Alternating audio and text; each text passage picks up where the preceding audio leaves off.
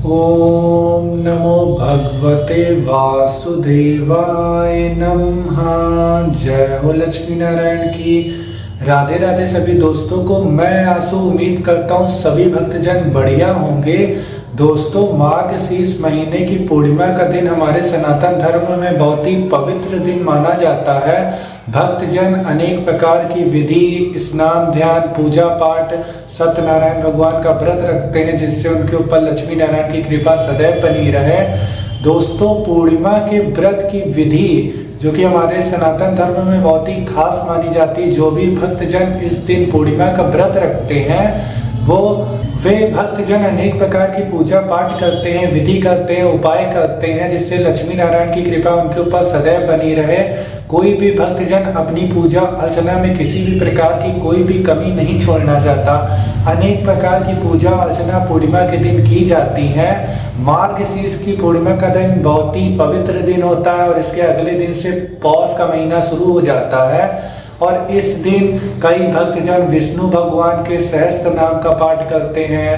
कई भक्तजन सत्यनारायण भगवान का व्रत रखते हैं, उनकी कथा को पढ़ते हैं, उनकी पूजा अर्चना को करते हैं, हवन करते हैं।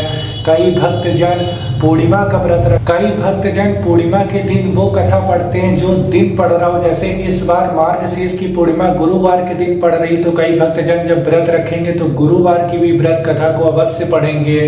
तो दोस्तों, हमारे सनातन धर्म में पूर्णिमा के व्रत की बहुत ही सरल विधि है। प्रातः काल सुबह उठकर किसी भी पवित्र नदी में स्नान करें।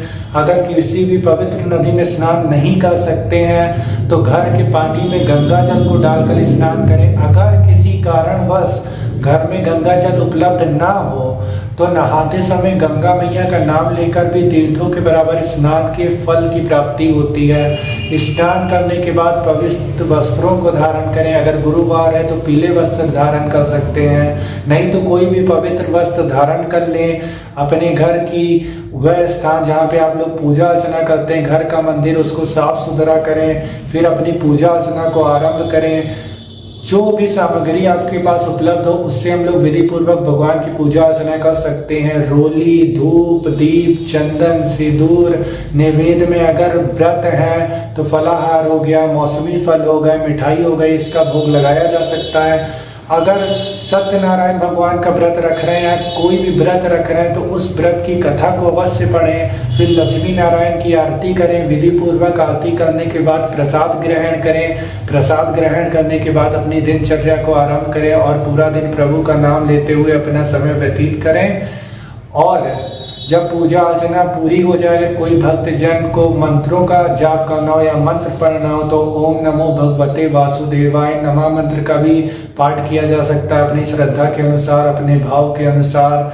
और अगर कई भक्तजन पूर्णिमा के दिन विष्णु भगवान के सहस्त्र नाम का पाठ करते हैं, लेकिन एक बार गौरी जी से शिव शंकर जी ने बताया था कि अगर आप राम नाम को एक बार भी ले रहे हैं तो विष्णु भगवान के सहस्त्र नाम का पाठ के बराबर फल मिलता है। लेकिन अपनी अपनी श्रद्धा, अपने अपनी भाव, अपनी अपनी क्षमता के अनुसार आप भगवान की पूजा अर्चना कर सकते हैं। विष्णु भगवान के सहस्त्र नाम का पाठ कर सकते हैं, राम नाम का जाप कर सकते हैं, व्रत रख सकते हैं। अनेक प्रकार की विधि और उपाय हैं जिसको आप अपना सकते हैं। बहुत ही सरल विधि उपाय हैं और ऐसा हमारे सनातन धर्म की मान्यता है कि अगर भक्ति भाव से पूजा अर्चना की गई हो तो भगवान हमारी पूजा अर्चना को अवश्य स्वीकार करेंगे। पूजा अर्चना में भक्ति भाव और पवित्रता अधिक मायने रखती है, समय से भी ज्यादा। तो भक्ति भाव और प्रेम के साथ भगवान की पूजा अर्चना करें। सभी भक्तजनों के ऊपर ईश्वर की कृपा सदैव बनी रहेगी। इसी आशा के साथ मैं दोस्तों अगली वीडियो में फिर आप लोगों से मिलूंगा। तब तक के लिए सभी लोग का हर दिन हर पल मंगलमय हो।